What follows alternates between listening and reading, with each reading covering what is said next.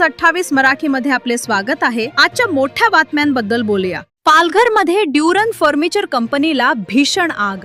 आदिवासी विद्यार्थ्यांचे वसतिगृह तातडीने खाली, मोठा अनर्थ टळला। पालघर तालुक्यातील औद्योगिक परिसरात असलेल्या ड्युरन फर्निचर कंपनीच्या कारखान्याला आज भीषण आग लागल्याची घटना घडली। फर्निचर निर्मितीसाठी वापरण्यात येणारे लाकूड, फोम व पॉलिश सारखे ज्वलनशील साहित्य मोठ्या प्रमाणावर असल्यामुळे काही वेळातच आगीने उग्र स्वरूप धारण केले। आगीची माहिती मिळताच अग्निशमन दलाच्या अनेक गाड्या घटनास्थळी दाखल झाल्या। दरम्यान या कारखान्याच्या लगतच आदिवासी विद्यार्थ्यांचे वसतिगृह असल्याने प्रशासनाने तात्काळ दक्षता घेत संपूर्ण वसतिगृह खाली करण्यात आले। विद्यार्थ्यांना सुरक्षित ठिकाणी हलवण्यात आल्यामुळे मोठा अनर्थ टळला।